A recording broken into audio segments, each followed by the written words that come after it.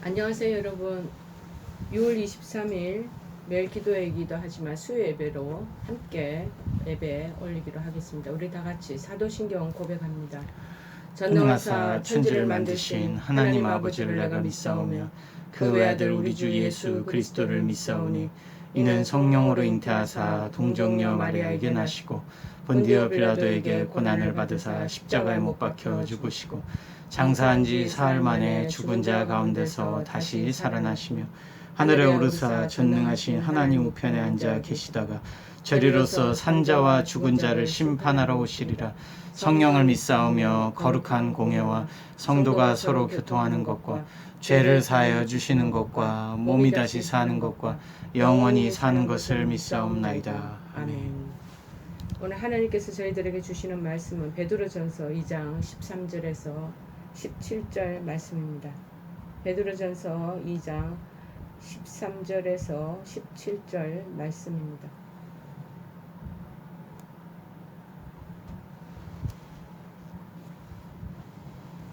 자, 다 찾으신 줄 알고 페이지 수로는 379쪽입니다. 제가 봉독해 올리겠습니다.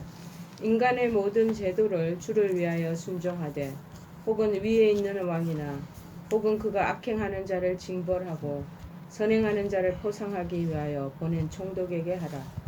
곧 선행으로 어리석은 사람들의 무식한 말을 막으시는 것이라.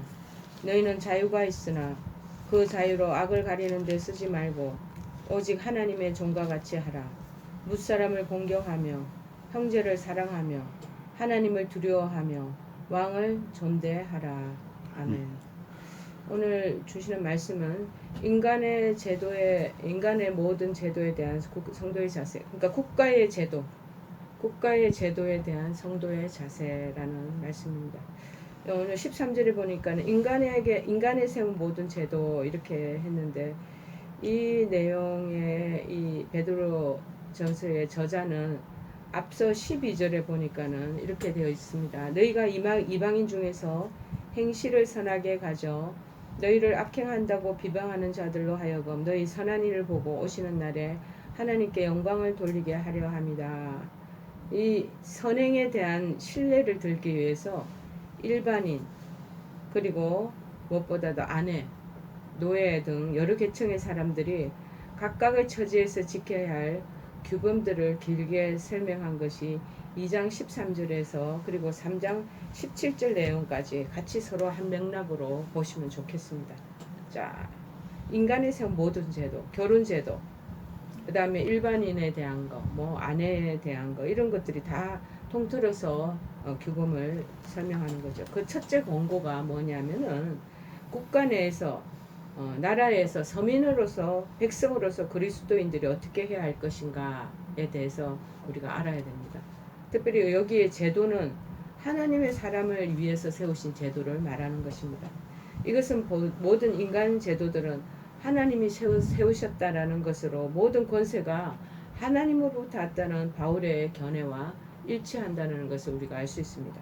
어디서 부분을 찾아볼 수 있냐면요, 로마서 13장 1절에 나와 있습니다. 각 사람은 위에 있는 권세들에게 복종하라. 권세는 하나님으로부터 나지 않음이 없나니 모든 권세는 다 하나님께서 정하신 바라 하고 딱 이렇게 정의를 해놓고 있지 않습니까? 그래서 주를 위하여 순종하되 이렇게 나옵니다. 여기서 베드로는 당시 성도들이 가이사의 명령을 거역하여 불복한다는 이유로 여러 차례 고소당했던 일을 상기하고 있는지도 모르겠습니다.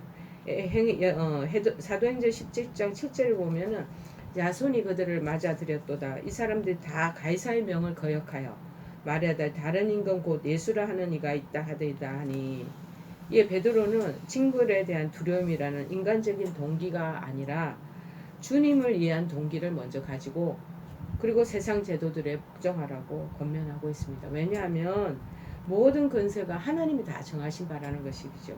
그래서 그것들에 순복하는 것은 결국 하나님이 정하신 법에 순종하는 것이 되기 때문이며, 또한 주님 자신도 인간으로서 인간 제도에 순복하셨던 부분들을 우리가 기억할 수 있지 않겠습니까? 결국 우리가 그리스도를 창조주로서 믿고 따른다면 그분의 창조물인 인간, 그리고 그 모든 제도에 대해서 우리가 겸손하게 순복하여야 된다라는 소리와 같은 맥락에서 우리가 이해를 할 수가 있습니다. 그런데 위에 있는 왕이 보면은 당신은 로마 황제를 가리키는 것이죠. 오늘날에는 그럼 우리가 각 나라의 국가의 최고 통수권자를 가리키지 않겠습니까? 한편 이 책이 베드로전서가 기록될 당시에 로마 황제는 악명 높은 폭군이었던 네로 황제였었습니다. 그래서 이러한 자에게 끝까지 복종하라는 이 베드로의 권고는 세상의 권력이 하나님께로부터 나온다는 철저한 확신에서 비롯된 것이라고 우리가 짐작할 수가 있는 것이죠. 그래서 이제 2장 14절에 보면은 혹은 그의 보낸 방백에게 총독에게 하라. 이 방백, 총독은 지방의 관리들을 말합니다. 그들은 어떤 특별한 목적을 받고 황제에 의해서 파송된 사람들입니다. 임명되어서 각 지방을 다스리기 위해서 보내진 그러한 관리죠. 그들에게 부여한 임무는 오늘 본절에 나와 있듯이 어떤 사람들을 하느냐 하면은 14절 초반부에 보면 악행하는 자들을 징벌하고 선행하는 자를 포상하는 것. 이거 여기서 하는 역할이 나오는 것이요. 여기서 포상한다는 말은 들어 올리다, 높이다 라는 뜻으로 선행한 사람, 착하게 선한 일들을 한 사람들에 대해서는 포상을 한다든지 칭찬하는 것을 의미합니다. 어쨌든 황제에 의해서 파견된 이 방백들에게조차도 순종하는 그런 마음을 가져라 라고 말하고 있는 거죠. 15절에 보니까 곧 선행으로 어리석은 사람들의 무식한 말을 막으시는 것이라.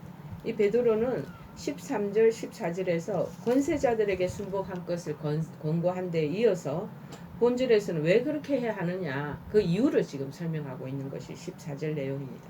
자 15절 내용입니다. 당시 불신자들은 안 믿지 않는 사람들은 그리스도인들에게 온갖 제명을 다 뒤집어 씌우는 거예요. 뒤집어 씌워서 악행을 저지르는 자들이다 라고 12절에 악행을 저지르는 자들이라고 그렇게 비난하였다라는 것입니다. 이에 대해서 베드로전서 저자는 그리스도인들이 인간 제도와 세상 권력자들에게 순복함으로 선행을 하는 것이 그들의 입을 막는 최선의 길임을 교훈하고 있는 것입니다. 그래서 14절에 말하는 거죠. 15절에 선행 때문에 어리석은 사람들의 무식한 말을 막게 한다. 착하고 선한 행실을 해야지 그들의 입을 막는 저 사람들이 악행하는 자들이다. 악행을 저지르는 자들이다 하는 부분에 대해서 왈가왈부하는 것을 딱 거치게 하는 그런 중요한 요인이 되는 거죠. 요새 우리 코로나 때문에 교회가 또 여러 단체들이 기독 단체들이 많은 지금 그런 악행하는 자들이 어찌 보면 믿지 않는 사람들을 보는 측면에서는 굉장히 말을 듣지 않는 국가의 제도에 순복하지 않는 사람처럼 보일 수가 있단 말이죠. 그렇기 때문에 그렇게 해서 우리가 우리 기독교나 교회에 대한 그런 부정적인 시각들을 다 덮기 위해서 선행을 하는 것이 필요하다. 세상 권력자들에게는 순복하고 그리고 우리 일반 사람들에게는 선행을 해나가면서 그들의 입을 막는 것이 필요하다고 말하는 것이죠. 어리석은 사람들 이렇게 나와 있죠. 15절에 이 어리석은 뭘 지각한 사람들 세상 지혜에는 어리석은 자가 아니나 하나님의 지혜는 이 진리에는 이 사람들 굉장히 무식한 사람들이죠. 그래서 이성이나 지식이 없이 그리스도 대해서 굉장히 그냥 이유 없이 비방을 일삼는 터무니없는 말만 많은 사람들이 만들어내는 그런 사람들을 말하는 거죠. 이 사람들이 그래서 어리석고 몰지각한 사람이다 라고 얘기하는 거죠. 그래서 이들의 입을 잠잠하게 만드는 것은 그들에 맞서서 변론을 해봤자 소용이 없다는 거. 변론을 하는 것이 아니라 묵묵히 행동으로 선행을 보이라는 것이에요. 어찌 보면 굉장히 고차원적인 그런 우리의 모습을 그들에게 어필시켜라는 것이죠. 이렇게 온갖 비방과 험담과 그리고 박해 가운데서도 묵묵하게 기독교 진리를 그렇게 실천해 나가며 행동으로 선행을 보여주는 자세는 이전에 그때만 그 당시에만 있는 게 아니라 오늘날에도 똑같은 우리들에게 가져야 할 그런 자세임에는 틀림이 없다는 것을 우리가 알 수 있습니다. 그래서 2장 16절에 보면은 너희는 자유가 있으나 그 자유로 악을 가리는 데 쓰지 말고 자유하나 오직 하나님의 종과 같이 하라. 이 당시 그리스도인들은 그리스도에 의한 자신의 자유에 대해서 엄청나게 자부심과 확신을 갖고 있습니다. 지금도 많은 기독교인들이요, 하나님으로부터 인정받고 구원을 얻었다는 그거 하나만으로 명분을 가지고 굉장히 목을 곳곳하게 하고 거기에 대한 자부심을 많이 가지고 있습니다. 자, 그런데 그리스도인들은 죄에서 해방되어서 진리에 의해서 진정한 자유를 얻었지 않습니까? 그래서 요한복음 8장 32절 36절은 말합니다. 진리를 알지니 진리가 너희를 자유롭게 하리라. 그러므로 아들이 너희를 자유롭게 하면 너희가 참으로 자유로우리라. 그렇게 말하고 있습니다. 자, 그런데 우리 그리스도인들은요, 그 자유를 잘못 사용하여 권세자들에게 대항하거나 자기의 악을 은폐시키는 데 사용해서는 안 된다는 겁니다. 우리가 아차 잘못하면 진리로 인하여 우리가 자유함을 얻게 되었는데, 이거를 자유를 방종과 혼돈에서 그냥 마음대로 살아가는 사람들이 있을 수가 있다라는 것입니다. 그 혼돈에서는 안 된다는 것이죠.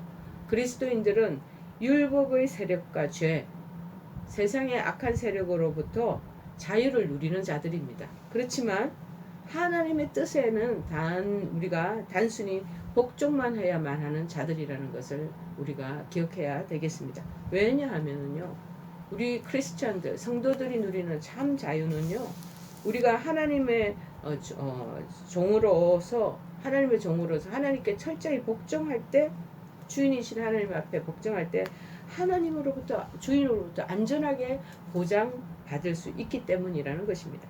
여기에 기독교의 역설이 있는 거죠. 자유인데, 그런데 방종으로 나가면 안 되고, 또 그것을 하나님 은혜와 뜻에 그것이 또 복종해야 된다는 것입니다. 그리스도인들은 예수 그리스도로 말미암아 사망의 권세를 가진 죄로부터 자유함을 얻어서 생명의 주가 되시는 하나님의 이제 종이 됐기 때문입니다. 그래서 하나님이 우리가 종이다. 바울 사도도 늘 그것을 강조하고 있지 않습니까? 저는 심지어 그 단계를 더 나아가서 늘 설교 시간에도 제가 그렇게 언급하기도 했고, 제 기도 시간에도 하나님 앞에 고백하기를, 저는 하나님의 노예입니다. 그렇게까지 슬레이브라고 얘기합니다. 주님은 나의 주인이 되시고 저는 주님의 여종이기도 하고 슬레이브, 종입니다. 노예입니다. 기꺼이 하나님 앞에 순복하겠다는 그런 마음으로 표현을 하죠. 그래서 로마서 6장 17절 22절에는 이렇게 말합니다. 하나님께 감사하리로다. 너희가 본래 죄의 종이더니 너희에게 준하여 준 바 교훈의 본을 마음으로 순종하여, 그러나 이제는 너희가 죄로부터 해방되고 하나님께 종이 되어 거룩함에 이르는 열매를 맺었으니 그 마지막은 영생이라. 7장 1절에서 4절에는 이렇게 말하고 있습니다. 형제들아, 내가 법 아는 자들에게 말하노니 너희는 그 법이 사람의 살 동안만 그를 주관하는 줄 알지 못하느냐. 남편 있는 여인이 그 남편 생전에는 법으로 그에게 매인바 되나, 만일 그 남편이 죽으면 남편의 법에서 벗어나느니라. 그러므로 만일 그 남편 생전에 다른 남자에게 가면 음녀라. 그러나 만일 남편이 죽으면 그 법에서 자유롭게 되나니 다른 남자에게 갈지라도 음녀가 되지 아니하느니라. 그러므로 내 형제들아, 너희도 그리스도의 몸으로 말미암아 율법에 대하여 죽임을 당하였으니 이는 다르니 곧 죽은 자 가운데서 살아나신 이에게 가서 우리가 하나님을 위하여 열매를 맺게 하려 함이라.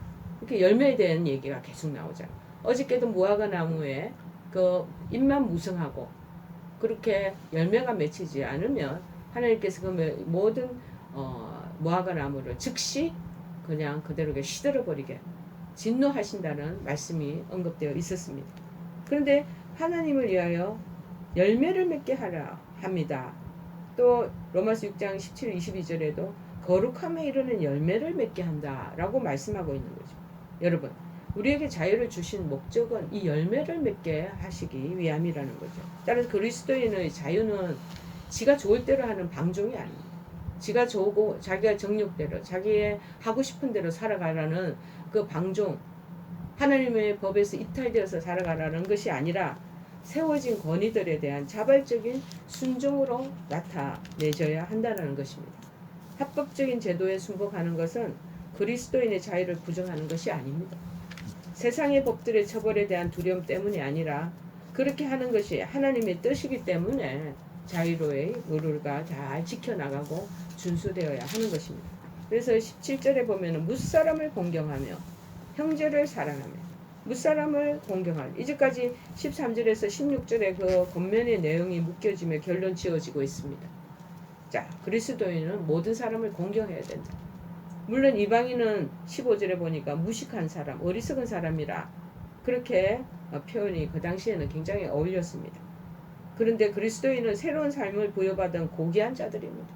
우리는 이제는 그 이방인들, 쉽게 얘기하면 그 어리석고 무식한 사람들, 그런 사람들하고는 다른 분류된 구별된 사람이라는 것을 우리가 알아야 됩니다. 그래서 그리스도인들은 그러나 이것이 또 내가 목을 꼿꼿하게 세워서 내가 이제 거만하게 자고하는 마음이 되어서는 또 안 된다는 것이고, 그래서 어느 누구도 또 멸시해서는 안 되는 것이고, 믿지 않는 사람조차도 우리가 함부로 경시 여기거나 그들을 하대하는 것은 옳지 않다라고 말하고 있습니다. 그들이 비록 죄로 인하여 얼그러지고 심각한 손상을 입은 자들이고 보잘것없는 사람이며 심지어 그냥 그 사람은 그냥 악한 사람들의 부류에 의해서 그들도 이제 취급도 하지 말아야 되겠다라고 생각조차 되는 사람조차 멸시해서는 안 된다라는 것입니다. 왜냐하면 세상에 존재하는 모든 사람이 하나님의 형상을 따라서 독특하게 다 다르게 다 창조되었기 때문입니다. 여러분, 우리가 아이들을 낳고 나도 애가 부모들 아버지 엄마를 닮는 애들도 없이 갑자기 제3세계에서 나타난 애처럼 아주 캐릭터가 성품이 기질이 다양하게 다르게 나타나는 경우가 또 얼마나 많이 있습니다. 하나님 일부러 이렇게 다양하게 굉장히 포괄성이 있도록 그렇게 다 제각기 기질과 성품과 가지고 있는 그러한 재능을 가지고 태어나게 하셨다는 거죠. 여기서는 중요한 거는 그래서 공경해줘야, 리스펙트 해줘야 된다라고 단호히 결정적인 원칙으로 말하고 있는 거죠. 그래서 형제를 사랑하면 이 형제는 같은 그리스도인을 말합니다. 먼저 주 안에서 한 식구된 그런 형제 자매들을 계속 사랑해야 한다라고 말하는 것이고, 사랑하기를 계속 해야 된다는, 이거를 keep going, 계속 죽을 때까지 우리는 그 사랑하려고 애를 써야 된다는 것이고, 그리고 하나님을 두려워하며 17절 중간절에 보니까 하나님을 두려워하며, 여기에 두려워하며 해당하는 뜻은 무섭거나 공포에 이 사로잡혀 있는 상태를 의미하지 않는 것, 순종회로 이끌어주는 경외심, 어쩌면 존경심, 이런 것들을 내포하고 있습니다. 그러면서 왕을 공경하라. 존경 혹은 왕의 공경은 하나님께서 그 권위를 부여한 자들에게 돌려져야 한다라는 것을 말하고 있잖아요. 13절에 보세요. 왕을 존대하라는데 인간의 모든 제도를 주를 위하여 순종하되 혹은 위에 있는 왕들에게 그렇게 순종하는 것이 필요하다. 특히 그 대상이 네로와 같이 악한 사람일 경우에는 하나님에 대한 두려움이 그 공경의 동기로서 강조되는 것이 특별히 필요합니다. 우리가 지금 어찌 보면 북한에 있는 그 김정은도 마찬가지로 그 하나님에 대한 그 두려움과 같이 그 사람을 리스펙트를 하고 그 부분을 인정을 해주지만, 특별히 하나님이 그에 대해서 악한 왕에 대해서, 통치자들에 대해서 어떻게 하나님께서 처벌하시고 이끌어 가실 건가요? 그런 것들을 생각하면서도 우리가 바라보는 게 필요하다는 거예요. 오늘 본문에서는 베드로는 국가의 위증자들에 대한 성도의 자세에 대한 교훈을 그 당시에도 얘기하고 있지만 오늘날 우리에게도 동일하게 말씀하고 있습니다. 특별히 베드로는 하나님이 인간의 사회생활 영위를 위하여 여러 사회제도를 허락하신 바 이러한 사회제도들에 대해서 순순히 따를 때 모든 인간은 정상적인 사회생활을 할 수 있다는 것을 전제하고 있습니다.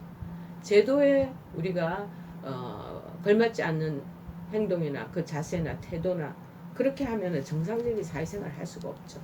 그래서 국가의 위정자들에 대한 성도들의 순종을 지금 권면하고 있습니다. 저 국가제도는 어떤 징벌을 위해서 또 선을 위해서 하나님이 세우신 사회제도입니다. 만약에 이 제도가 없으면 어떻게 되겠습니까? 생각을 해보십시오. 성도는 선행을 요구하는 위증자에 대해서는 순종해야 한다는 것입니다. 그리고 베드로는 위증자에 대한 성도의 복종이 국가나 위증자의 권세 때문이 아니에요. 그것 때문이 아니라 주를 위한 것이어야 한다고 지금 말씀하고 있습니다. 그러나 만약 위정자들의 명령이 하나님의 말씀에 어긋나는 것이라면 성도는 우리는 마땅히 하나님 말씀에 또 따라야 돼요. 자, 왜냐하면 국가의 권세 역시 하나님의 뭐더 나은 것이기 때문에 권세 아래 있다고 로마서 13장 1절 13절에 말하잖아요. 각 사람은 다 위에 있는 권세들에게 복종하라. 권세는 하나님으로부터 나지 않음이 없나니 모든 권세는 다 하나님께로서부터 정하진 바라. 그러므로 권세를 거스르는 자는 하나님의 명을 거스름이니 거스르는 자들은 심판을 자취하리라. 그런데 다스리는 자들은 선한 일에 대하여 두려움이 되지 않고 악한 일에 대하여 되나니 내가 권세를 두려워하지 아니하려느냐? 선을 행하라. 그리하면 그에게 칭찬을 받으리라. 따라서 국가의 명령이 하나님 뜻과 일치할 때만 순종할 가치가 있다라고 우리가 보면 좋겠습니다. 그리고 베드로는 이 성도들이 국가의 위정자에 대해서 능동적으로 복종함으로써만 그들을 우리 크리스찬과 기독교들을 막 비방하는 교회들을 비방하는 일들이 우리 코로나 이후에 굉장히 많아졌잖아요. 비일비재해졌습니다. 이전보다 더 두드러지게 부각되고 있습니다. 그런데 그들을 비방하는 어리석은 사람들의 입을 막을 수 있는 것이 뭐냐? 선한 행위가 선행으로 무식한 자의 15절에 어리석은 사람들의 무식한 말을 막을 수가 있다. 그래서 저희 병원교회도 어쨌든지 가까운데 또 여러 가지 교회로서 본을 보이지 못한 교회가 가까이 근처에 있습니다.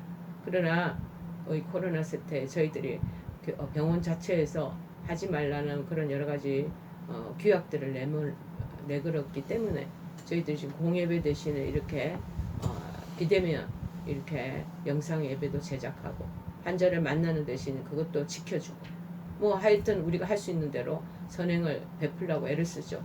그리고 이제 너무 힘들고 애쓰는 저들을 보고 안타까워서 저희들 부활절에 또 선물을 마련해서 다 돌리고 그 다음에 추수감사절에는 저희들이 또 여러 가지 빵이나 이렇게 먹을거리를 준비해서 각가지 고생하는 코로나 방역센터에서 일하시는 분들을 위해서 다 저희들이 그거를 나누고 도우려고 하고 있습니다. 그래서 가지고 있던 그들의 불평과 그 다음에 우리를 보는 그런 곱지 않은 시선들이 있지 않겠습니까? 그것들을 선행으로 다 막아내려고 하는 것이죠. 한편 베드로는 국가에 대한 복종을 위하여 또 사람들 앞에 선을 행하게 하여 성도는 비록 우리가 자유를 얻은 자이지만 때로 하나님의 종으로서 하나님께 복종하기 위하여 내 자유를 절제하는 것이 필요하다는 거예요. 내가 어때서 하나님 나를 인정하고 나는 하나님의 백성인데 나 이렇게 살아도 돼 하라고 하면서 그 여러 가지 국가의 제도도 어기고 특별히 이 결혼 제도도 굉장히 중요합니다. 결혼하고 서로 당사자 간에 하나님이 인정해 주신 그 가정이란 말이에요. 그 부부 보이지 않는 그 결혼 제도가 있습니다. 서로가 신뢰하며 가정을 지키며 그들에서 최선의 의무와 책임을 다하는 일들이 있는데 그런 것들을 다 편개치고 한다면 그거 하나님이 세우신 제도를 망가뜨리는 것과 똑같다라는 거. 그래서 하나님이 그 부분에 대해서는 징책하시겠다는 거. 그 자유를 그래서 절제하는 자세가 필요함을 교훈하고 있습니다. 이러한 본문 통해서 우리가 크게 요약하면은 첫째, 하나님은 모든 인간인들이 다 사회생활 올바로 영위하도록 하기에 여러 사회 제도를 일반 은총의 그 차원에서 다 허락을 하셨습니다. 자, 예를 들어 만약 하나님께서 국가로 하여금 선한 일을 한 사람은 상을 포상 주고 나쁜 일을 한 사람은 감옥에 가두고 뭐 이런 징벌을 통하여 쉽게 얘기하면 사회 질서를 유지하지 않으셨다면 인간 사회는 극도의 무질서 상태에서 금방 타락하고 멸망하고 말았을 것입니다. 소돔과 고모라 때를 한번 보십시오. 거기에 사사시대에 일어났던 여러 가지의 상황들이 그게 난무하게 인간의 모습을 그대로 드러내는 거예요. 우리가 그런 나쁜 일을 하면은 징벌을 받고 법정에서 판결받고 감옥에 가둬지고 뭐 이런 여타의 상황들을 만들어 그 벌이 잘 이유하도록 사회생활이 영위되도록 하지 않으면 인간의 본성이 워낙 악하기 때문에 전부 너도 나도도 나쁜 일에 잘 동참되지 않겠습니까? 지금 이 아파트 문제도 부동산 문제도 똑같습니다. 지금 말을 대대적으로 그 국가에서 얘기는 하지 않지만 많은 사람들이 다세대 주택들을 집들을 여러 채를 가지고 있는 아파트를 지금 내가 보기에 몇 채들을 가지고 있는 사람들이 있다는 것을 또 주변에 듣고도 있습니다. 그분들이 그렇게 악행하니까 너도 나도 그게 다 동참되어지잖아.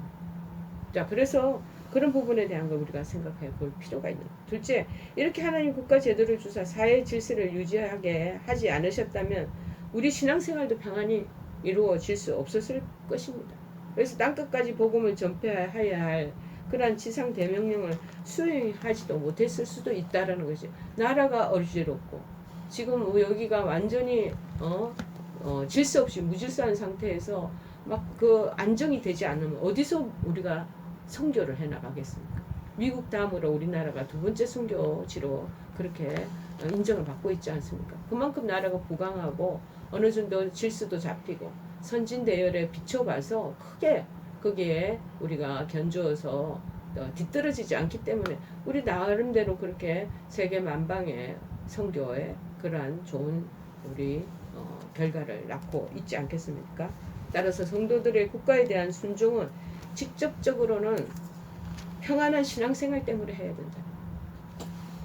궁극적으로는 복음 전파를 통한 하늘나라 확장을 위해서 반드시 요청되는 것인 줄 믿습니다. 오늘 주시는 이 말씀을 생각하면서 국가의 제도에 대한 여러 가지 완벽하지 못한 제도로 지금 어지러운 그런 부분들도 많습니다. 그러나 인간의 사회생활을 영위하게 하고 결국에는 우리가 전국적으로 나라가 안정하고 평안이 돼야지 이 나라의 선교의 전파, 복음 전파가 잘 이루어질 수 있고 우리도 평안하게 그 사이에 살 수 있다라는 것을 말씀하고 있습니다. 그래서 신앙생활 잘하게 되는 거죠.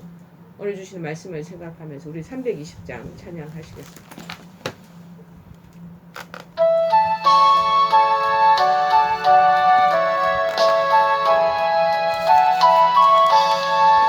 나의 죄를 정케 하사 주의 일꾼 삼으신 구세주의 넓은 사랑 항상 찬송합니다.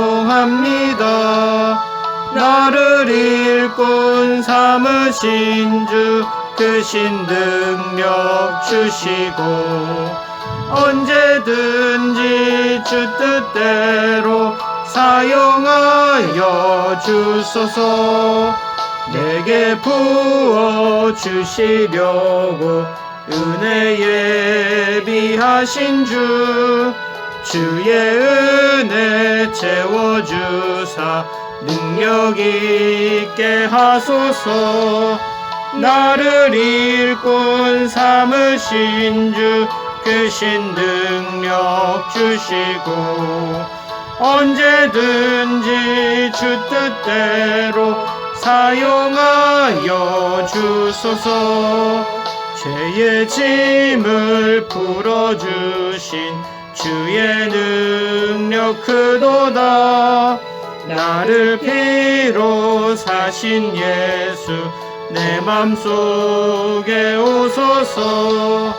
나를 일꾼 삼으신 주 크신 능력 주시고 언제든지 주 뜻대로 사용하여 주소서. 주여 내게 성령으로 충만하게 채우사 생명수가 강물처럼 흐르게 하옵소서. 나를 일꾼 삼으신 주 크신 능력 주시고 언제든지 주 뜻대로 사용하여 주소서. 아멘. 주기도문으로 수요예배 마치기로 하겠습니다.